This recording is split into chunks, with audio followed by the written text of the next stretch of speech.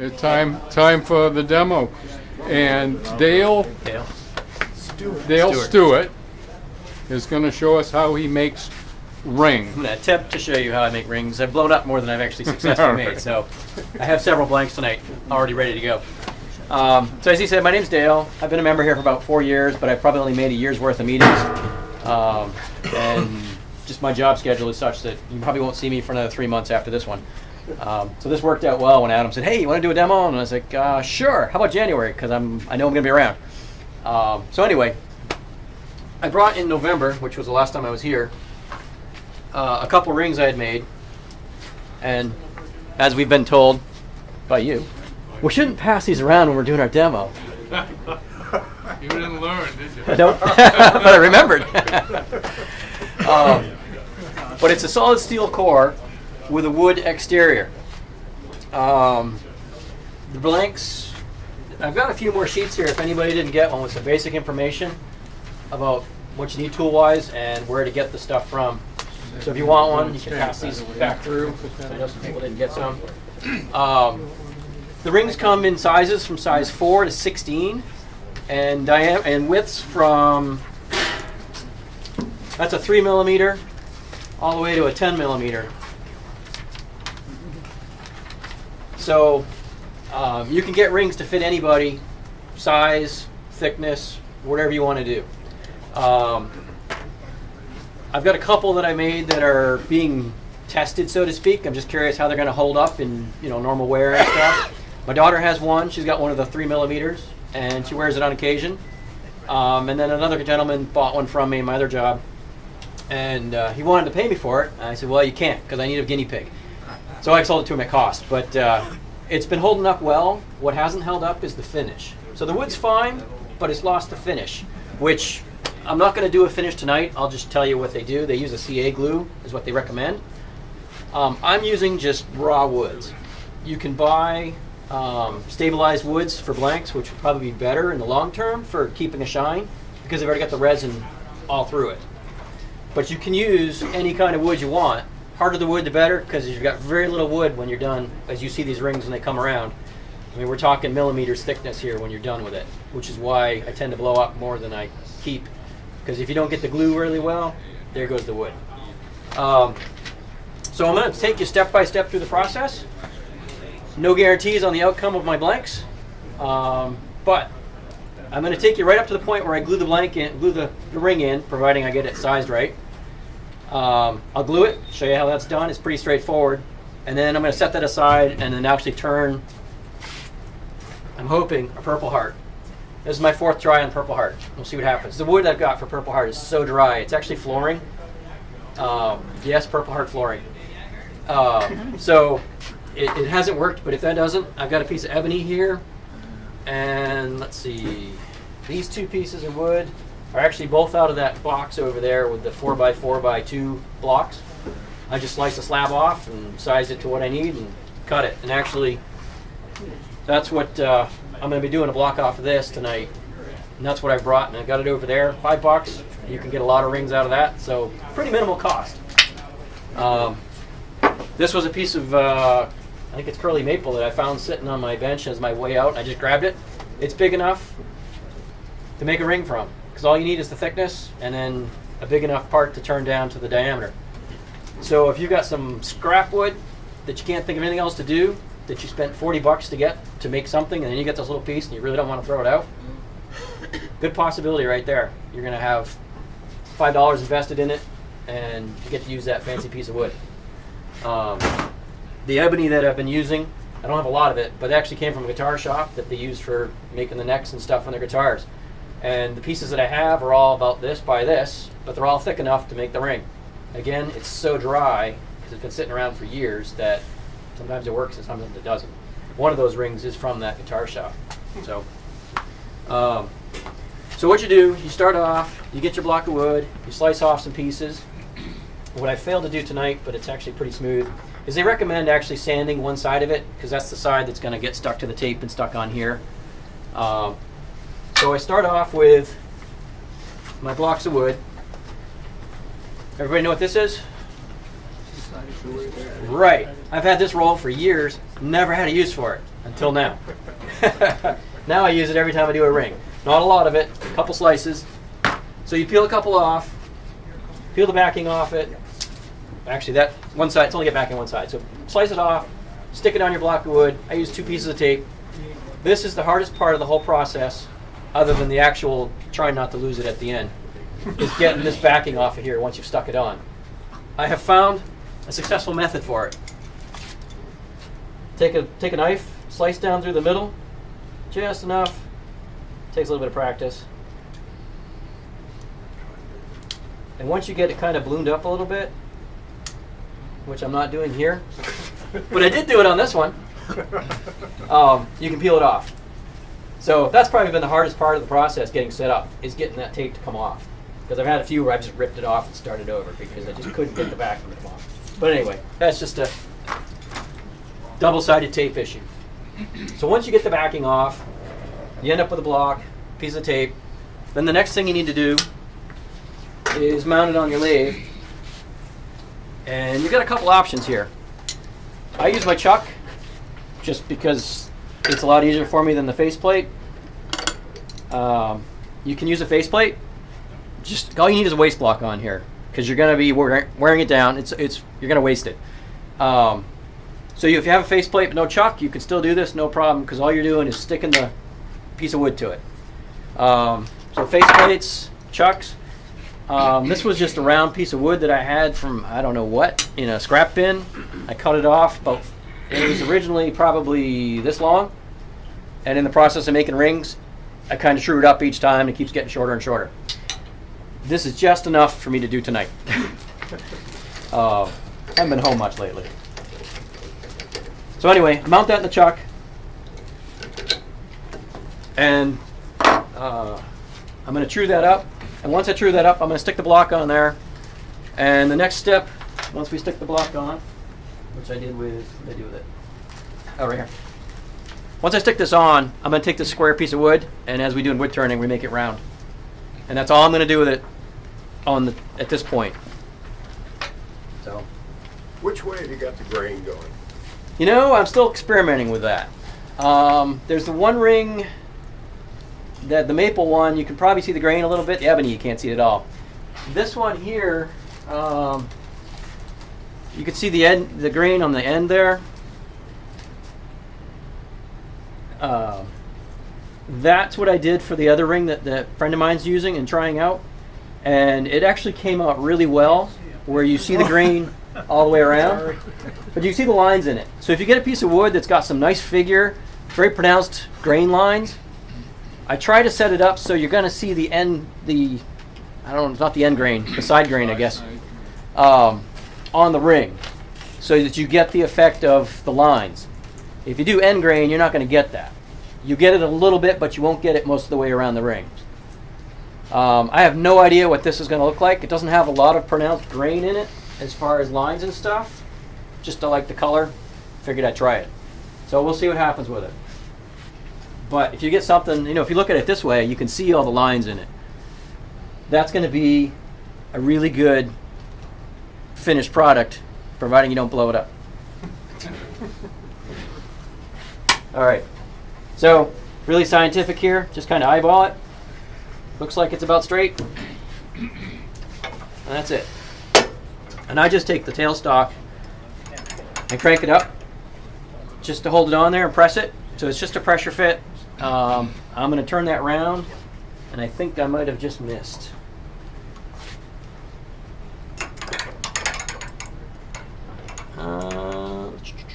Yeah, I can move that over just a little bit because I won't have enough to. All right, so this is another use for the utility knife.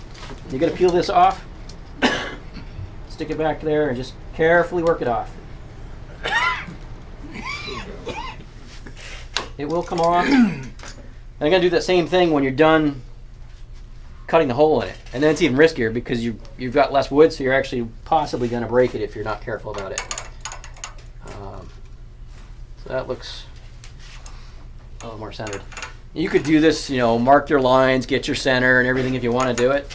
I usually cut my blanks a little bigger, so it's really not an issue. You just slap it on and away you go. This one's pretty small. We'll see what happens here. And this is a monster Big tool enough rest. Tool rest. You know, you want to make sure you have enough tool rest to go the length of your project. So that's what I have here. I can do about 30 rings on here at one time. Tools. What are you going to use for tools? Whatever you have. I find I typically use a spindle gouge just for rounding this off. Once I get it round, I put this away, and I'm not going to use it again for the rest of the project. And then once that's done, I've got 2 other spindle gouges, which I'll use for my kind of finished turning. I've tried using a skew. There's just so little wood, and my skills with the skew are still coming along, that I goofed once, and I was down to the metal. I was like, where'd it go? This is gone. So I stick with these for this because it's just easier for me right now. Forstner bit. We're going to get to that in a minute. So just a drill bit. Everybody's got a drill bit. Doesn't have to be a Forstner bit. That's just what I use. This is the micro modular Sorby tool. This is just a little tiny skew. This is what I actually use for sizing out the hole. And I did bring a parting tool. Normally I use a skew, which I forgot to bring tonight, for facing this off, just clean it up quick when I'm done. And that's about it for tools. As far as wood turning tools, I think everybody's probably got a spindle gouge if you've been turning at all. You probably have a skew whether you use it or not. Maybe not a tiny one, but you really need something small when we size this out. So anyway, let's see what happens here and round this off. I've never used a lathe this big, so.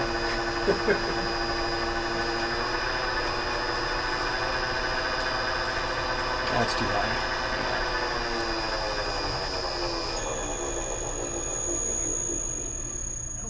That was quick, wasn't it? Yeah, my tool rest is too high. All right, that's right. So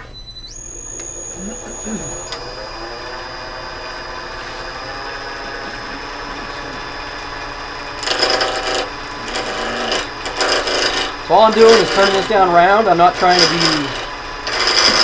careful about the edges or anything because the edges are going to go away.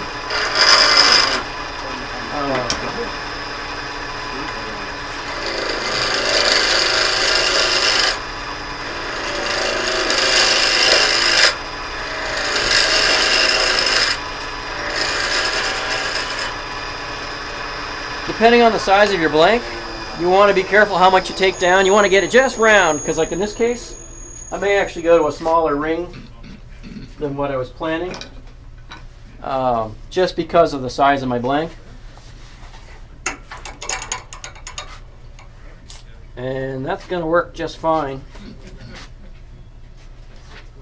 So I've got enough wood on the outside for the finished ring. And it's not quite 100% round, but it's close enough for what we're going to do, because I'm going to round it off and take it down some more once I get the ring core into it. So now the next step. This is the easy part. I'm just going to change out the end here.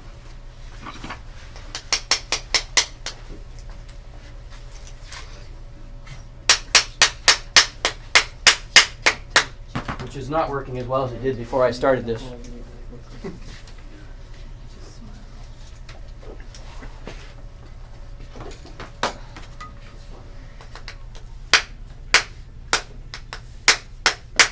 John, You got a hammer? any tips here? Yeah, this came out before because I had to pressure on it. Anyone got a trick for this? John Martin's the tool man. Yeah, where is the box? He's not here tonight. There we go, I got John it. Martin's Just here. bigger hammer. It's usually the solution. Yes, it is. I'm an airplane mechanic too, so yeah, bigger hammer usually fixes everything. All right, so drill chuck. If you don't have a drill chuck, you can do this with a chisel of some sort. I've actually got one that goes with that micro set that's designed for basically cutting a hole in the middle. It's got almost an arrowhead shape to it, but it would be perfect for this. So if you don't have a chuck, but you need to get the hole hollowed out to start, you could use a tool or something like that. Or you could even take a handheld drill bit, because this center hole is not critical other than that you get it centered. And it has enough space for you to get your tool in there to start hollowing to the ring size. So not essential, but definitely handy. So since I have it, I'm going to go handy.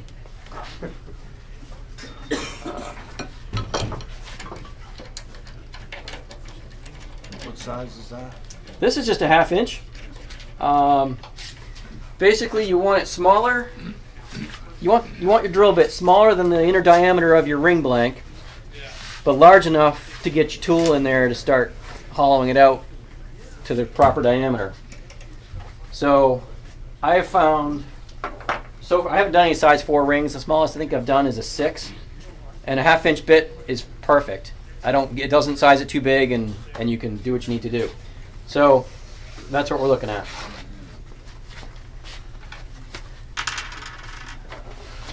So just bring it up. I'm going to turn my speed down.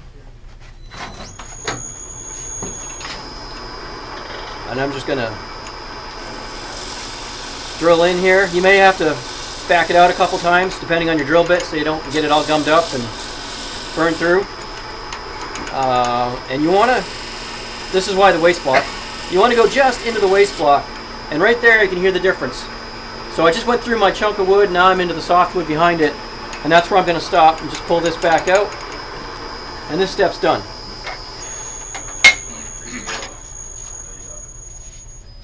I don't even usually take the bit out of my chuck when I'm home. I just take it off the lathe and it's ready to go for the next one.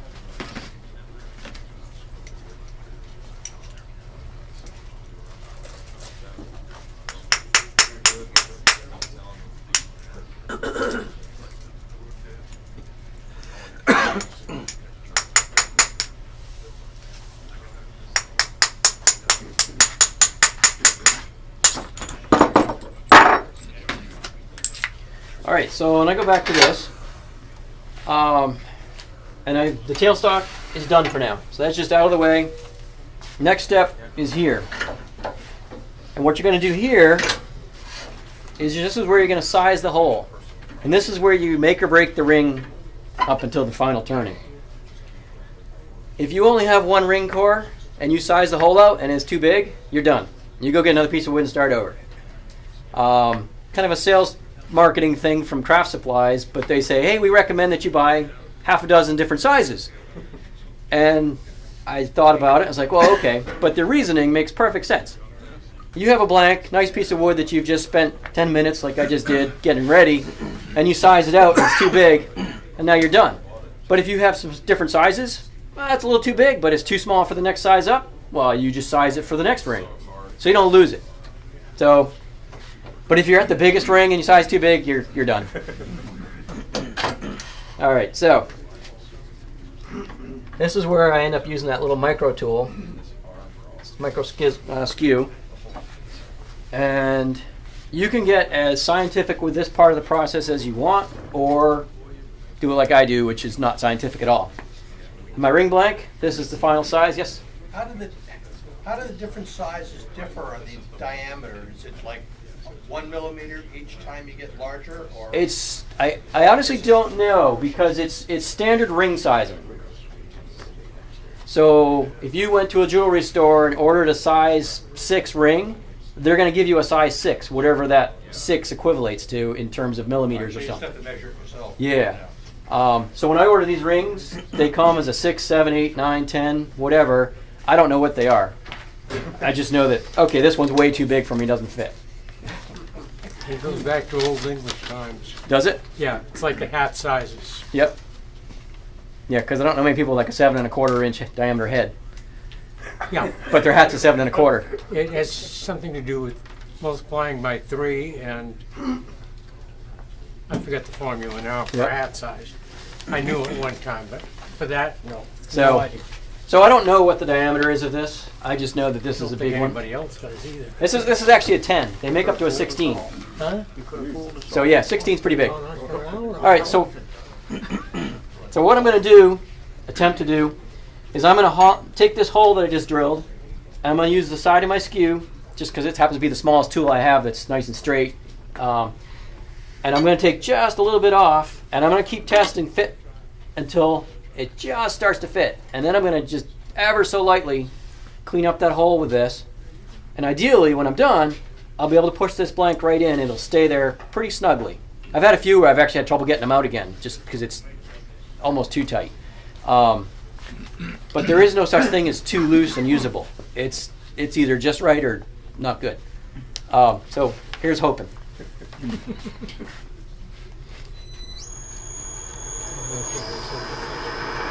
Not used to all these speeds either. I pretty much do everything on one speed because I don't like changing the belts. Since this ring's pretty big, I can take a pretty good cut this first couple times. And I'm just going straight in.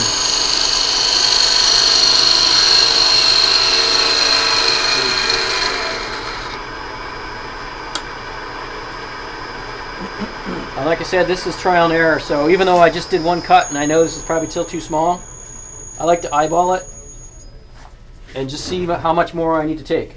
Now remember, you take a little bit off of one side, you're actually taking it off both sides. Something about circles.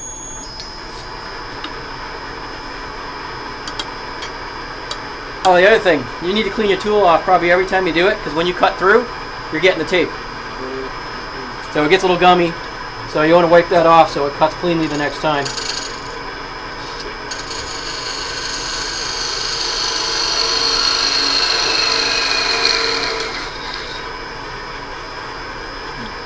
This is, like I said, kind of slow, but this is the only way to do it without messing it up.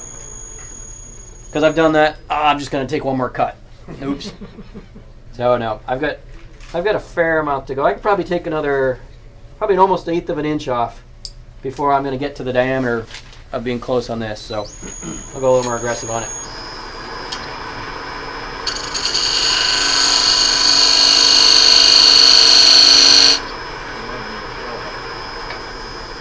Now my blank's pretty thick, so I only went in a little bit on this one, so I can actually test fit this and see where, see that's still too small, so I know I'm good there, so I'll cut that in and take another cut.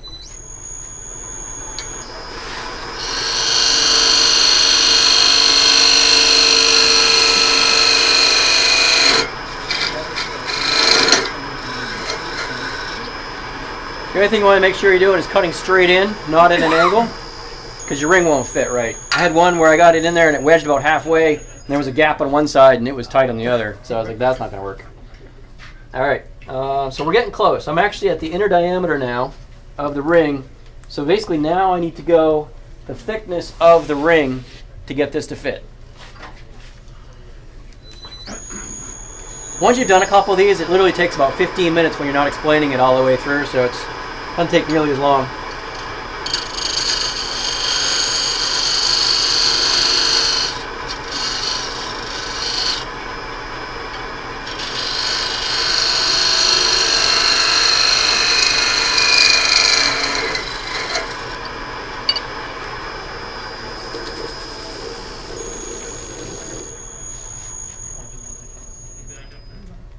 All right, I'm getting close. I'm bigger than the inner diameter, still smaller than the outer. When you get this close, can you sand up to the size that you want? You probably could, but it's a pretty small hole, and you don't have a lot of depth to get a piece of sandpaper in there. And I think you're gonna have a hard, unless you've got like a sanding stick that's got some stiffness to it. I think with a piece of sandpaper, you're gonna have a hard time getting it even all the way. Okay. No, this just patience is the key.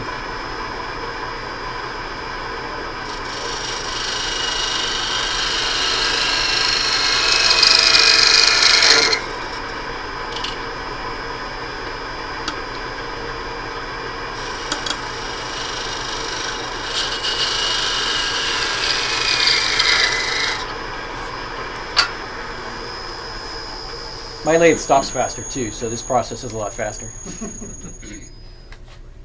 All right, so we're getting there. Yep. Yep.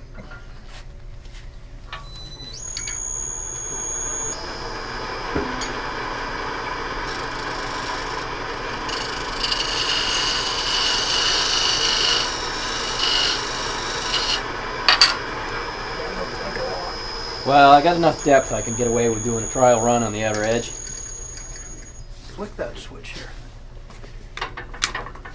What's that do? It should stop it quicker. Oh, good. Thanks.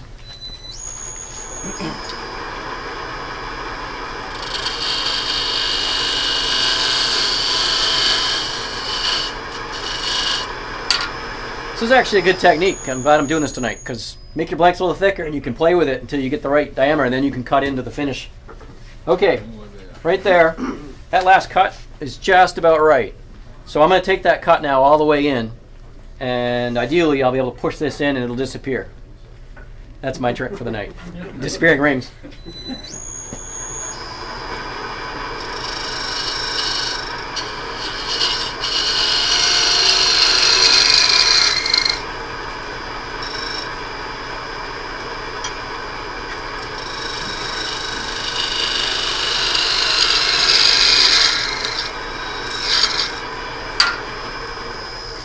Ah, much better. You're holding out on me. All right, so I'm getting there. I've got to take a little bit more off. The outer edge is good, so I want to be careful not to take any more off of that. But I got to work towards the middle and the back to get that to go in all the way.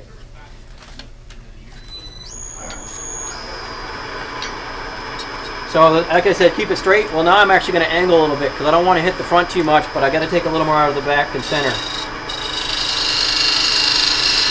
And just, I mean, we're probably taking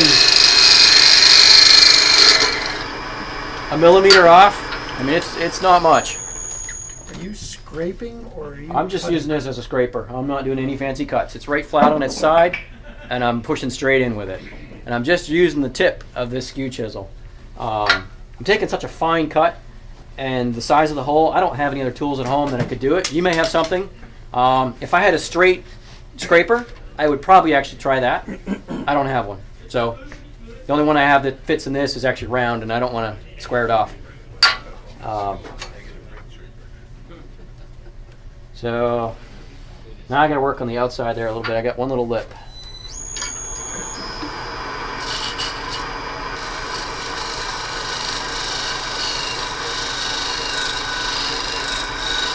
I don't know if you can see the lines in there.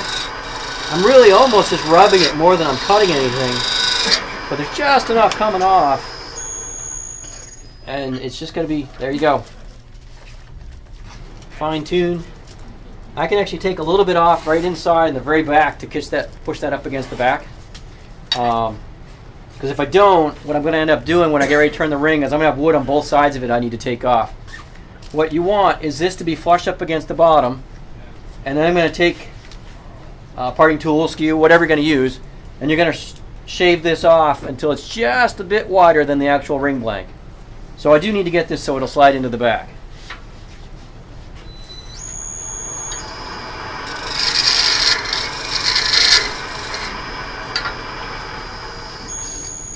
That should be about it.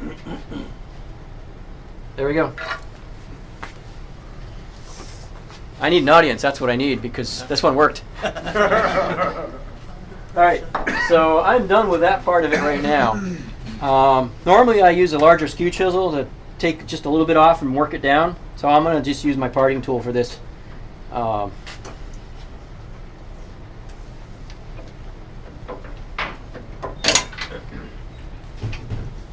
is the ring still in there? Yep, I'm leaving the ring in there. It's actually a firm enough fit. I thought for sure they come flying out, but it won't. Watch, it'll fly out.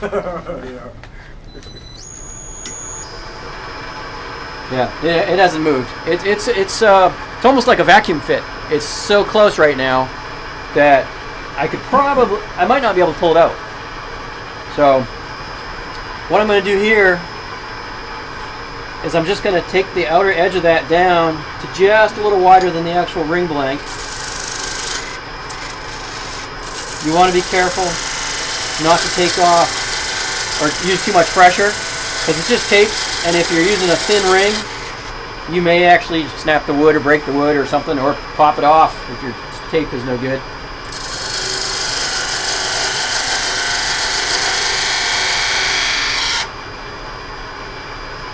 Now I think that ring may have moved out just a little bit, so I'm just going to make sure it's actually all the way in. Yeah. Now with a I'm gonna actually switch back to this. It's not what I would normally use. I use a bigger one, but the edge of the wood is actually chipping a little bit with that parting tool.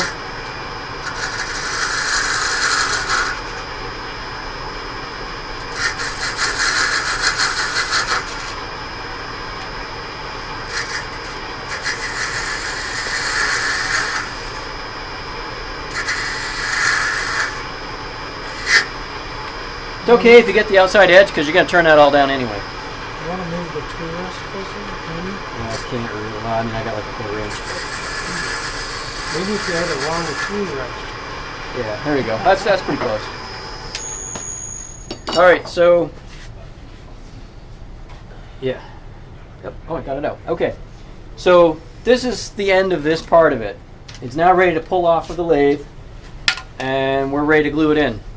There's nothing else to do until tomorrow. So see you all then. No. Quit while you're ahead. Well, actually, I have discovered, I don't know if it's really true or not, but I find that if I get it to this stage, I glue it, put it away, and come back and do it tomorrow, I've had better success getting the ring turned. If I glue this now and wait 10 minutes and then go turn it, I'm probably going to lose it. And the ring, too. Is that psychological? Yes. Yep. Yeah, especially with the ebony, because I've got limited supplies of that. So you just peel it off. This came off pretty easily because I'd already had the tape off once. As you can see, I didn't get this fully rounded flat. I've got a bit of a lip. I could have taken some more off of that to smooth that out. But it's not a big deal. You just got to be careful when you start out. Round that off and then it comes down. So the tape's off. Blank's off. They recommend, this stuff's not the greatest for this purpose, but taking the ring blank and scuffing it up just so the glue adheres better. These blanks are pretty durable. I mean, I've scraped them and everything else and redone them with glue and whatever. And basically, if you get any glue on it, it'll just flake right off of the actual metal on the inside, so you don't have to worry about that. So that's done. Here's the blank. Glue. Don't use just any glue. They recommend a flexible glue. And here's why. You've got a piece of wood that moves at one rate, and you got a piece of metal that moves at another. And even though there's going to be very little wood when you're done, you are going to get some movement. And with the flexible glue, there's just enough give to it that it's not likely to crack the wood if you do something with it. And the regular CA glue tends to be fairly brittle once it dries and hardens. So this is what I've been using. It's just stick fast CA flexible, and it lands like that when you drop it. Except when I'm at home and it knocks the top off. So you can buy it here. There's some other brands, but just flexible is what they recommend, and that's why. So I'm actually going to glue this in. I mean, you guys all know how to glue things, but it's a pretty basic process. I put my blank down, got my ring core ready, and I just coat the inside of this. Probably get it all over my fingers. I have some debonder right near me when I'm doing this, and I've used it more than once. Works great too if you get CA glue on furniture and other things. You can use that debonder and it'll pretty well take it off. So fair amount of glue on there. Drop the ring blank in. I push it down flush because that's how I had it on the lathe. Now it bleeds through, it's kind of messy. You get a little glue on the inside of the ring, no big deal. Once it dries, you can just scrape it off with your fingernail. And that's it. So then I park this until tomorrow, or whenever I get a chance to go back in the workshop. So like I said, without explaining it, this whole process will probably take you 10-15 minutes tops. So that's done, and then we go to the next step, which is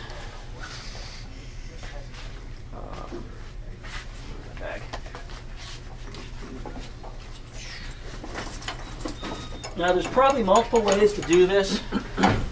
That needs to stay in. Yeah, I undid it for you by accident. I'm using a pen mandrel. That's too big.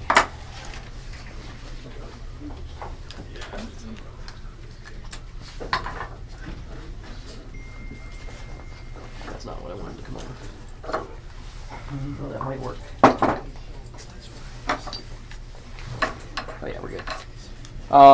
This is just a basic pen mandrel, nothing fancy about it. Craft Supplies sells 3 different size Delrin bushings. This is what I'm going to use to actually hold the ring while I'm turning it.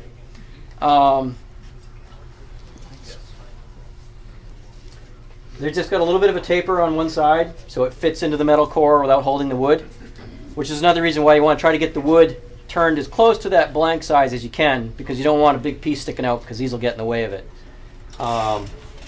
So depending on the ring size, depends on which ones of these you use.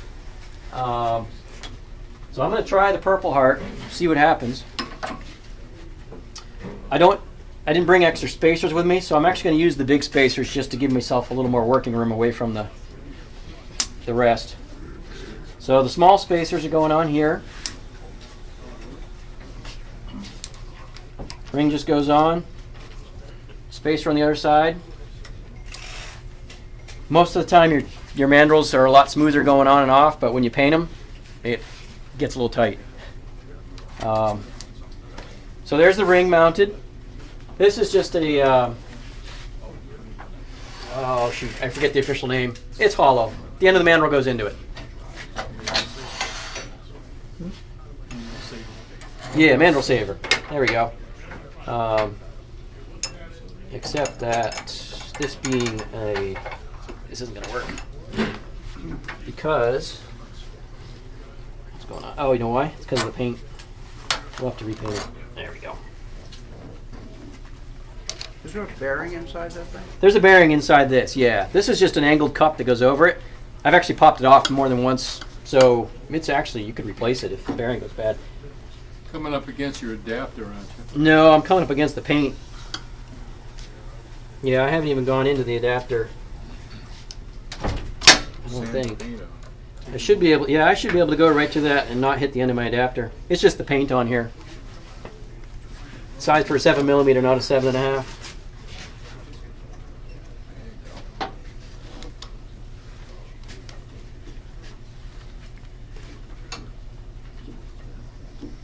Push it on with the screw. Bearing noise is coming from. I'm actually cranking it on this way just for the paint to peel off.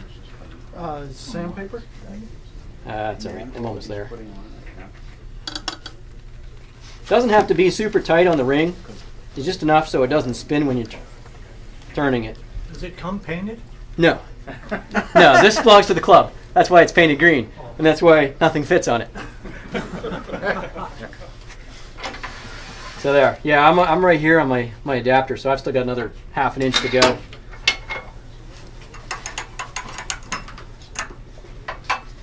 Yeah, there we go. We're good. All right, so that's tight. Safety glasses back on. Now, this is where the monster tool rest is a little inconvenient, but I can get fairly close.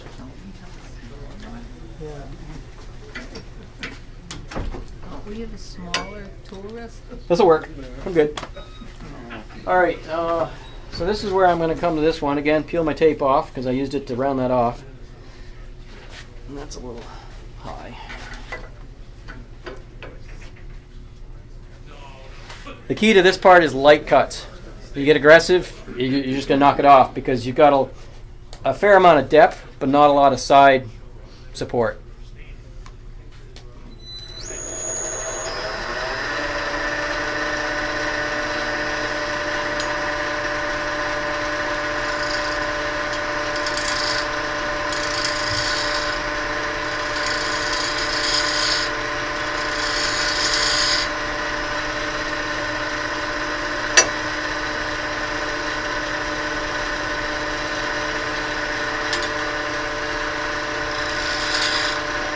As you get this diameter down, you need to move the tool rest again because you're working at different angles.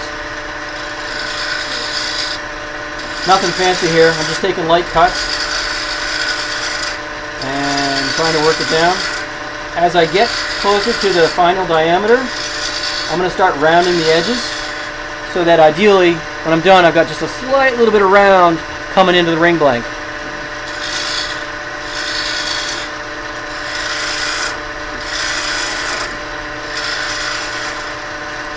Now what's been happening on my Purple Heart prize Isn't so much that the wood blows up on me, but the edges have been chipping, which is one advantage you might have using a stabilized piece of wood.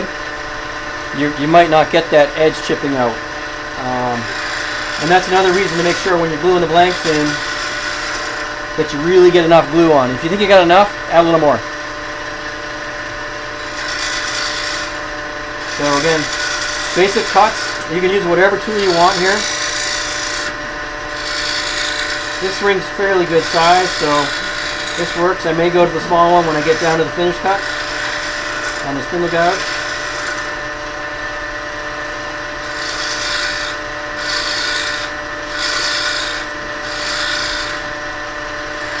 Nice thing about doing this is you could turn a bunch of these and go back and do the finish another day, because they're automatically located on those bushings, so you don't have to worry about getting them round again.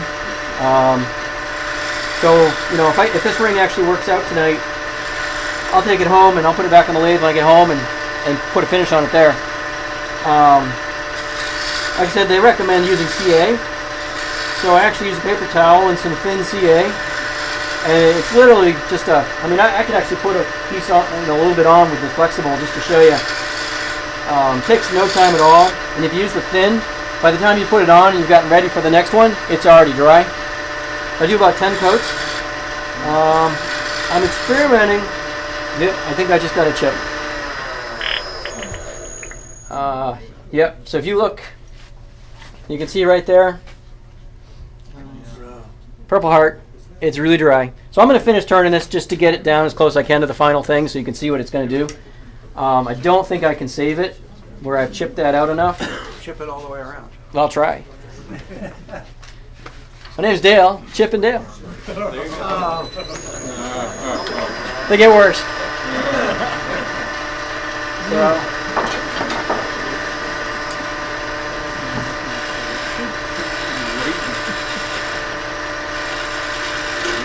yep, I think I just lost another piece there.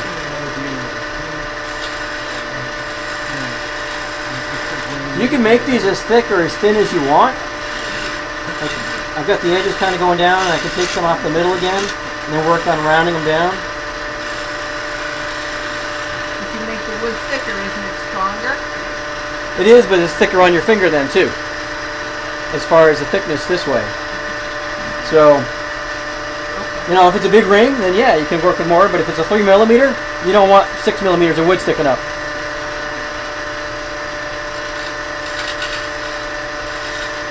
So I think what's happening on the Purple Heart here is I probably really need to take and actually, when I glue the blanks on, I probably need to make a little pool in like a plastic cap or something and actually stick it down in the wood before I put the blank in, so the wood really soaks it up, because that's what's happening. Is the edges are given because they don't have quite enough grab, and you can see that right there. Now if I'd also gotten this blank a little bit narrower before I glued the core in, I would eliminate some of this problem too. But I've done that on a couple, and quite frankly, I think it's just the Purple Heart that I'm using. It's just too dry, so when you get down to this little bit, it breaks off and brittle. Those two I passed around, those were first run tries. As far as that goes, and the other ones that I've made that I've since sold were first runs also, and the wood has held up no problem. It's just this Purple Heart each time has been, so it's a challenge for me at this point. I want to get one. I don't know what it's going to look like when it's done, or if I'll ever do another one, but I want to beat it. But you can't just sand, because I cheat when I get down to the end of a pen if it's starting to look chunky. Yeah. I sand it, sand. You could probably sand this. I mean, that's actually, you could finish that at that thickness. My problem is it's come out on the side here, and if you can focus in on that, you can see that little bit of a curve. If you can see the silver, Yeah. it went in on me. If it was just ragged edges, yes, I could definitely sand it and smooth that up. But it chunked out on me. Unless you could get the steel showing on both sides. Right. If you get a precision, yeah. So I'm going to leave that as it is right there. I'm going to actually, I'll turn it off when I'm done. Final step before you put the finish on is to sand it smooth. You can use whatever you have for sandpaper. I just grabbed these because they were convenient. This is the Abranet, different grits. Some things I really like this for, other things I can't stand it at all. I don't like using it on my pens. I like using regular sandpaper. It seems to do a better, quicker finish for me. But that's what I grabbed tonight, so. Doesn't take long because you don't have much wood there. Now obviously this isn't a great finish on this one because of the way it chipped out, but that's about all you need to do. That was 120. This is 180. I mean, there just isn't much there, so. Let's see, then I got 240.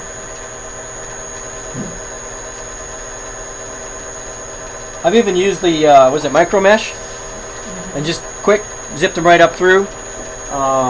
Especially once I get the CA on, I'll start with like the mid grit, not the 1500, but midway through. Because again, it's not very thick and not a lot there. It doesn't take long, but it puts a good shine on it.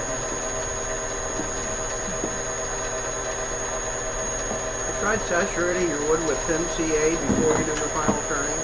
I have not, and actually that's one of, I was in here a couple weeks ago talking to somebody about some different possibilities.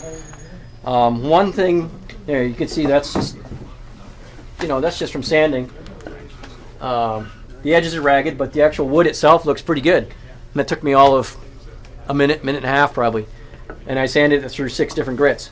I've thought about, and I haven't tried it yet because I just haven't had time, taking, once I get the ring actually on the blank, taking some wipe-on poly, put it in a little cap, drop the ring right in, because you're not going to do anything to the steel.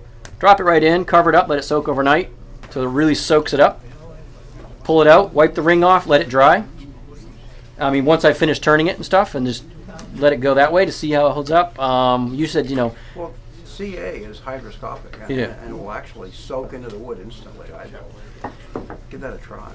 well, I've used a thin CA on this, and that's what doesn't hold up after a week or two. No, not for a finish. Oh, you mean to stabilize it. When you've got it down to, say, close to your finished diameter on the outside. Right. Soak it with CA. Let it sit over. Oh, I gotcha. Then back on the lathe. And that Yep. should keep And it- actually, who was I talking to? Somebody.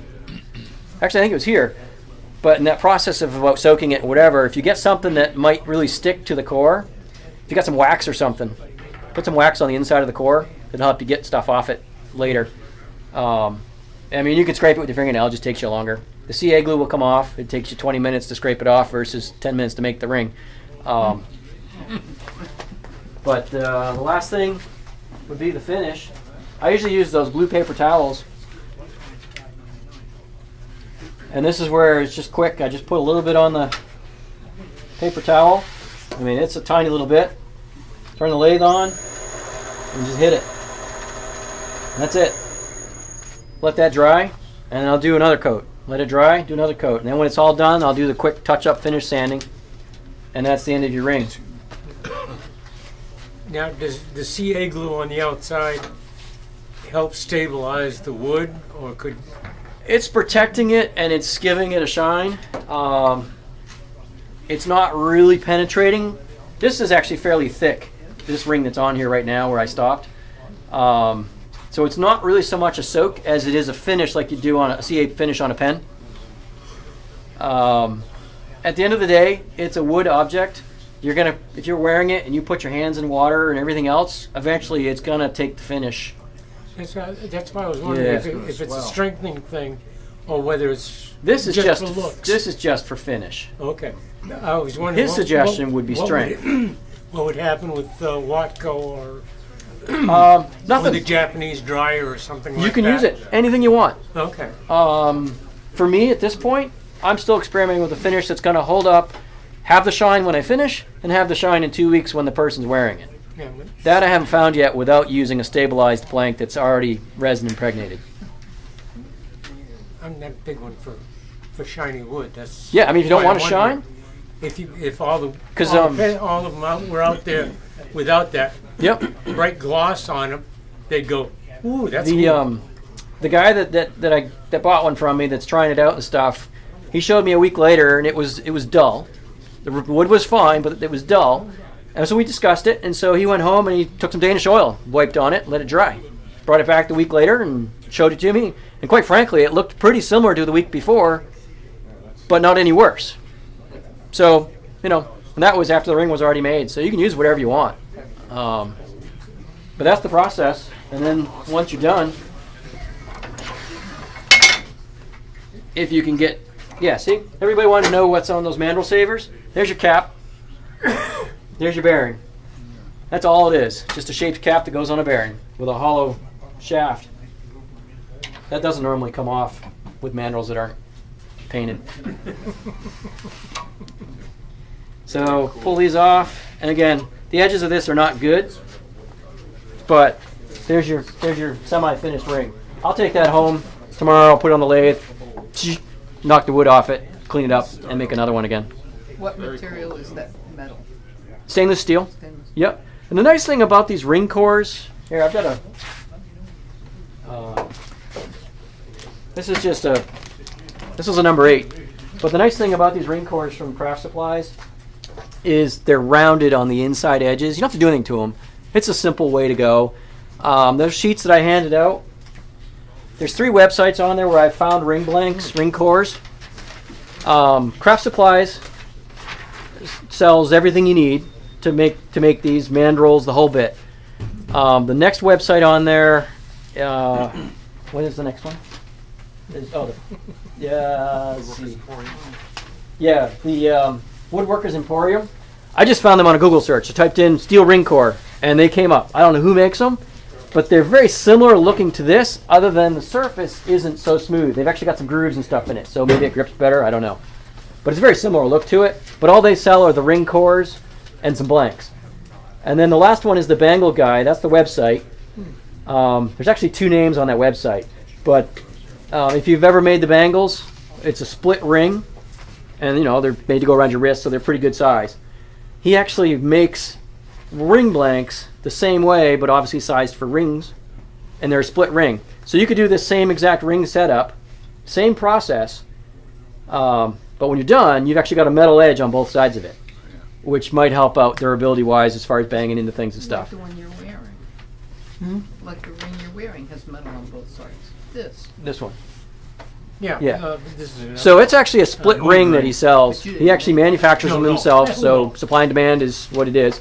The ring blank cores from Craft Supplies will run you $3.95 to $5.95, maybe $6, something around there. The Bangle Guy, his blank cores start at $16.95, and you can get steel or titanium. They're nice. I mean, I've looked at the finished products online, and it's a nice looking ring. But I can make 4 rings for the price of that one, and at this stage, that's where I am. And then, like I said, that last one, I don't know anything about them. I just found them. They had ring cores. They looked okay. Prices were about the same as Craft Supplies, but they didn't really have much else. So I'm not pushing any one of those as a recommendation, just that's where I found the supplies. I thought I saw Arizona Silhouette with them at one point, but I went and looked last night and I didn't see them again. They have bangles, but I didn't see any ring stuff. So it's a relatively new thing in the wood turning market. I think they've been around for a long time. It's been more of a specialty thing. People didn't really know about them, but suddenly here it is, mass produced, and just go online, place your order, and 2 days later you got them. So anyway, that's what it is, and welcome to Making a Ring. Questions? Thank you, Dale. Hey, you're welcome.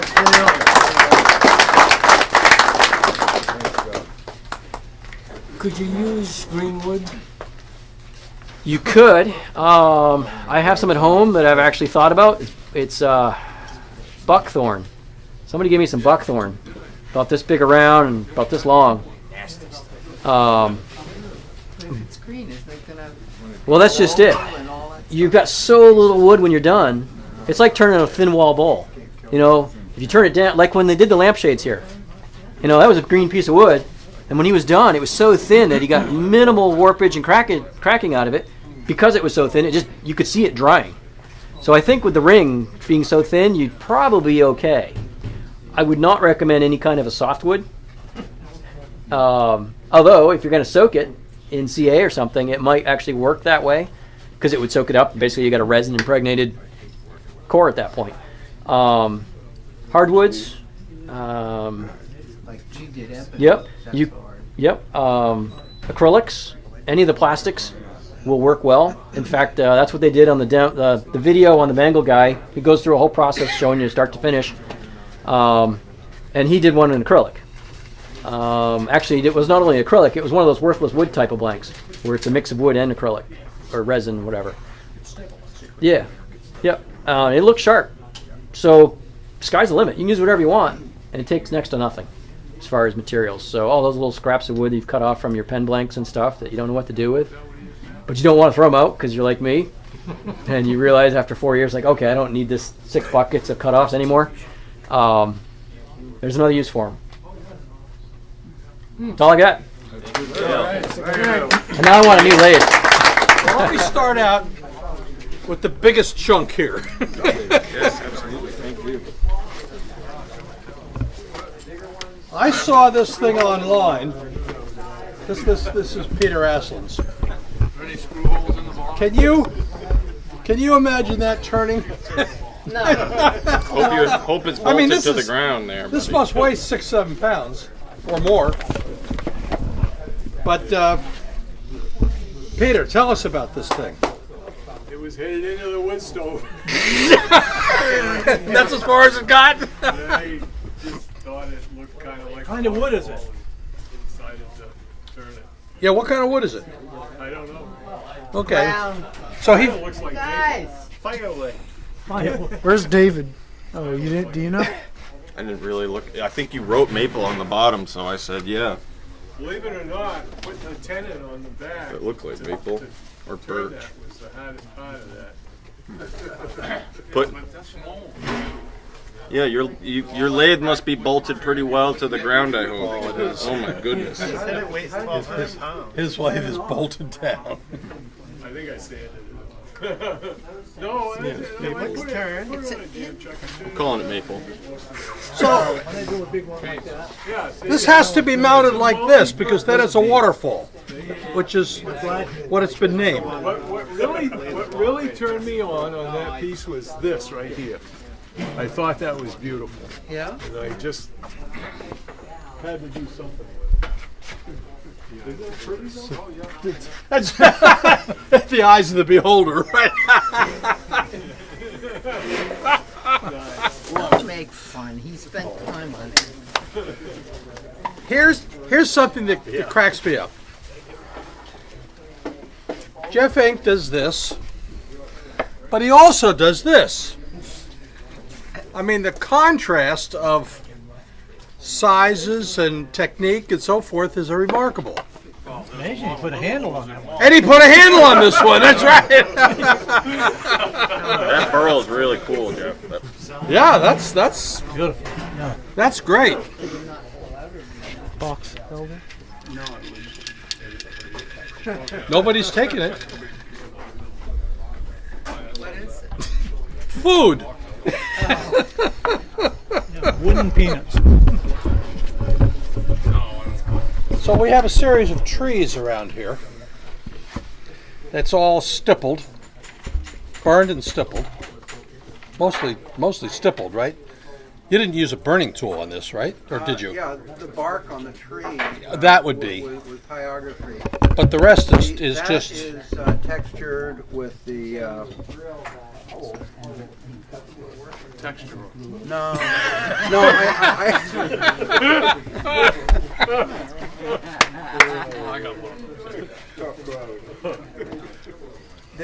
The bottom is done with a mini carver, and that's not really high speed, so it doesn't burn. It just kind of textures the wood. You mean down here, Yeah. right? Up above, I use a dental tool. I'm drawing a mental blank here for a moment. MS. Use an air rotor. Presto. Huh? An air rotor? No. No. What did you The, use? Dental. Yeah. It's a dental tool. It's the one they use in the dental lab. Presto. The NSK Presto. The NSA. Yeah. Yeah. And that turns high SK. speed, so it actually burns the wood a little bit as you texture. So you didn't use a needle scaler on that? Thank you. He only uses that in belly. Mark, Mark Irving was the first person to teach me how to do boxes. Lidded boxes. So this is a series of lidded boxes that Mark did. And I think what's fun is we have two different kinds of lids. One that fits in and one that fits on.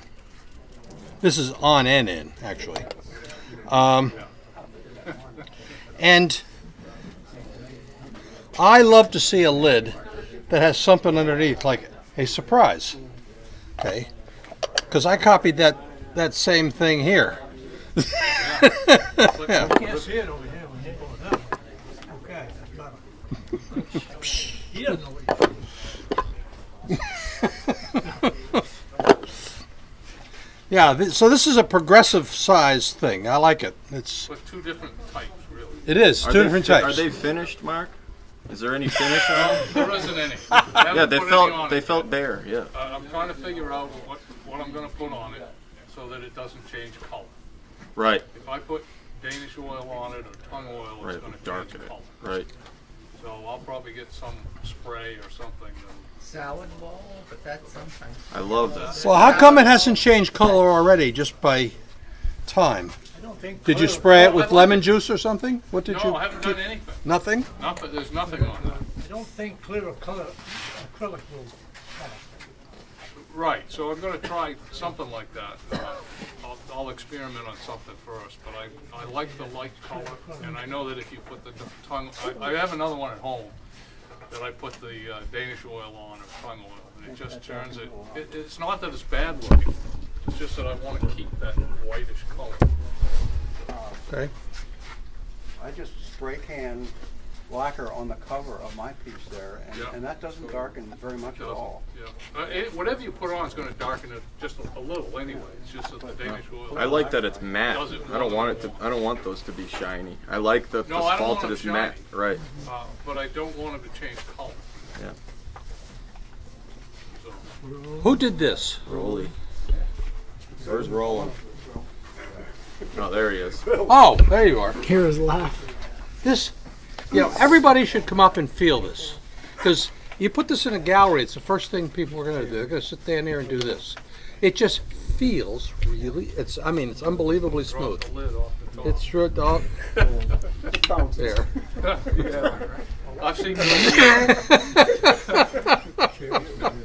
No, that's really, really nice. Two different woods. Complementary.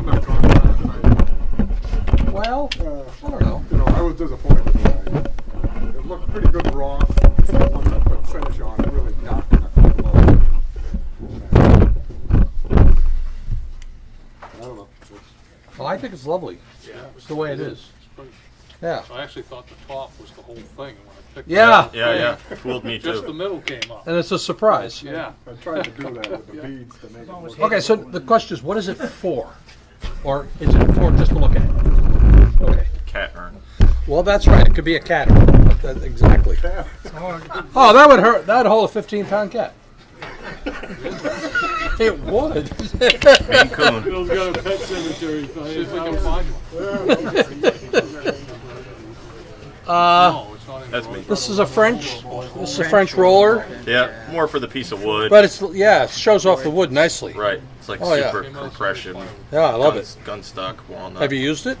Nope, it's a gift. Haven't gifted it yet. Does this go with it?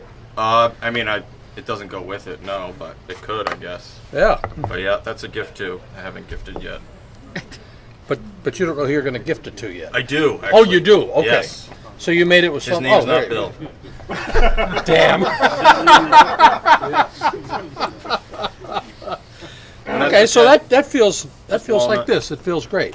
It's got that tried and true finish on it. I like tried and true. Yeah. I really Big like fan. tried and true. If you haven't tried and true finish, it's and besides it's really easy. Right. That's the key part for me. That's the key part. Thank you, Dave. Thank you. I love this piece. I do. She's sitting right there. I know she is. Okay, Lucille, tell us about that.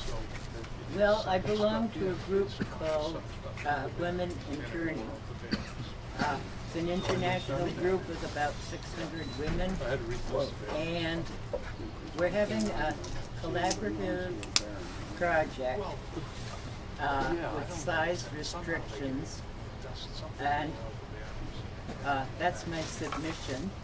It's going to end up at the AAW Symposium in Portland, Oregon. Oh wow. And it will be auctioned off for the EOG. You going out there? No. Well, Portland's nice. They're nuts, but it's a nice place. Multnomah County? It's shipped to Arizona. Arizona gets all the pictures taken of the pieces and makes a display for everybody, and then brings it up to Portland. So this is all painted, right? Yep. Because this is, you said it was cherry? Yep. Yeah, well, you couldn't tell that it's cherry.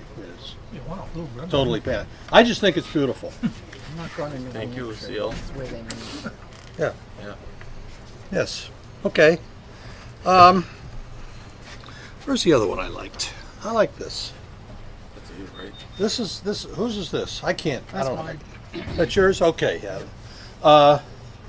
So this is a simplistic segmentation because it's just I just wanted one a rim. little color in the bowls. Oh, I think that's great. You use like Because when you first look at it, you think, oh, did he burn it and stuff? And then you realize, oh no, that's a whole One piece. ring. I like that. It's like there's like walnut sapwood, so it's almost rainbowy Yep. in there. Yeah, Yeah. and I kept thinking that the finish wasn't, that the Yeah, trying no, to no, was- no, that's the walnut. And it too feels nice. A lot of good feels up here. Just saying. Yeah, right. You get caught up on charges for that, Bill. Pardon? Yeah. Yeah. It's a mini aggression. A microaggression. That's nicely balanced. Who did this? Damon. Big surprise. How's it going? Oh, and yours feels nice too. Oh, I'm having fun with that. I like the foot. I know. All right, I've got a question. I was talking to Peter. When I do a bowl, I do this first, then I reverse it and either vacuum or grab it or something and do this. Peter says he does it the other way around. Yeah, he's a He lot does more. this part first and reverses it and finishes the bottom. I'd like to hear a discussion about that sometime. Peter's nuts.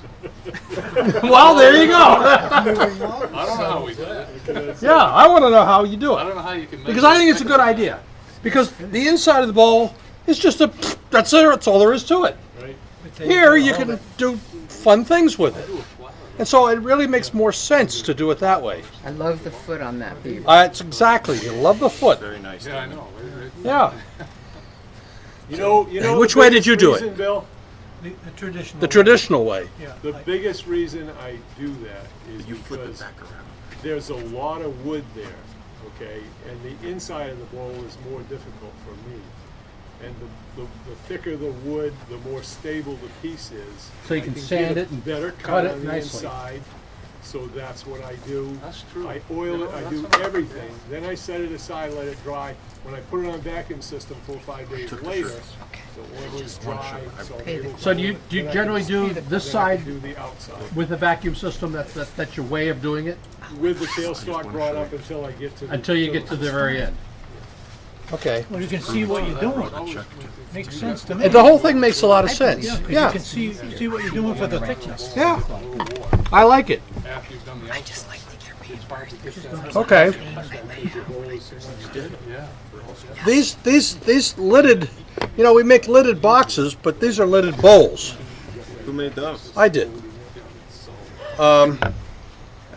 Because I'm playing with color. Like a long way to go to catch up with the people doing color, but these two things are burned. I can't turn this over because it's full. But this was all done with a torch, an MAP torch, and you get it to where it glows red. It's really, it's almost Right it on is. final. Isn't there like a Japanese technique where they do Yes. that to shingles, or they do that to like Siding. siding? Yeah. And it makes it last like indefinitely. Well, that's not my reason, but yeah. And then it's oiled. So you don't get black This- hands. When do you burn it? When do I burn it? For after I get, well, when I get the shape the way I want it, but before I do the inside. Okay. Yeah, so it's still held on a tenon here. You ever try or to burn the something. whole thing, burn the inside too? I have not done the inside because it leaves it a rough edge. And if you're going to put food or something in there, it's going to be really hard to clean. Did you sand the outside of it before you burned it? This? No. Well, yes, but you don't have to go very far. Right. 180, you're done. Yeah, and then you burn it. This is lacquered. There's about 25 coats of lacquer, and then you just finish the lacquer down. After you do color. And this is gold gilded. Also been burned. I'm not sure I like that as much. Oh, and then to go with the food, I made a scoop. This is all one piece. So when you're making this thing, it's going around like a propeller. Yeah, you can get killed. Okay, I did those two. I love those. You like? Aren't these fun? Now this is no kit. This is just done without. Is the top aspen? What is the top? What is the top? Ironwood. Ironwood? Ironwood. Ironwood. Yeah. Aren't they fun? I like them. I'm not sure about the size of the holes. They're 16th inch. I don't know. What did you do? Segment to do that? No, isn't it like the blankets behind you? It's like that plywood stuff. Oh yeah, it's that kind of stuff. It comes from up in Maine. What, North Anson or someplace? I don't know. Whatever the name of that place is. All right, here's somebody. Who's did this? Over here. Oh, okay. Stand. Stan, so I'm not going to put my glasses on. So you dyed this. Dyed it, and has, it's dyed and it has salad bowl, a couple of salad bowl finish. Okay. On it. And that's all. And this is just, That's all it is. Right? Grain's so well centered. yeah, you get that centered. That was, came out, it was the second one that's. Look at how that dye brings out the grain. Well, that's why I put food in this, because it's not centered. You can't see it. You have to eat first. That's true. Bill, look at how the grain comes out on that from that dye. Oh, Just stands right out. absolutely. Annual rings are gold. Absolutely. Ash and oak will do that because it's open grain. What kind of wood? Then is you that? could use liming wax in here and fill in it all, and That's a it'll liming wax. I was going to do that, and those rings darkened up great for the contrast. so why bother? Yeah. Yeah, I agree. Yeah, really nice. Okay. Whose is this? I had a big piece of weeping willow. Is that what that Can is, you do willow? it? And I said, I'll try it. It's so light. I don't advise it. Willow's a pretty soft wood. Yeah, and the end grain is just unbelievable. Oh, really? Never worked with willow. Well, it fell down, so there It's a pretty open grain too. It's so light. I noticed It that is. it's not, very, There's no weight to it at all. low density. Yeah, you think it's ash until you pick it up. What about this one? That's just some. Is that yours also? That's mollywood, yeah. Oh, yeah, it looks like molly And wood. that doesn't darken much. That's Danish one right there.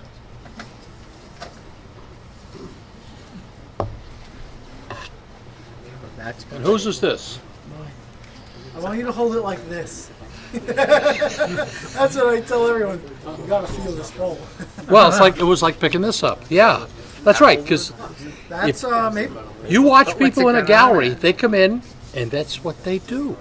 They all do the same thing. Every single person, male and female. Go to the gallery, you're not And they supposed get goose. to put it in the gallery. You're not supposed to touch them. It says. Oh, do not why? touch. Oh, no, you want them to touch it. Okay. Oh, no. Let them touch it. The oil from your hands are good for it. Yeah, okay. This must be, I don't know whose is this. That's because you had this up on the pedestal before. Yeah. I think Lucille's turning needs to go on the pedestal. I think so too. Well, sure. Did she scoff that up I already? took it off so she could just play that. That's a piece of maple that came from my brother's woodlot. I figured I'd make a bowl and give it back to him. I like to turn the wood so that the heart of the tree is in the bottom of the bowl.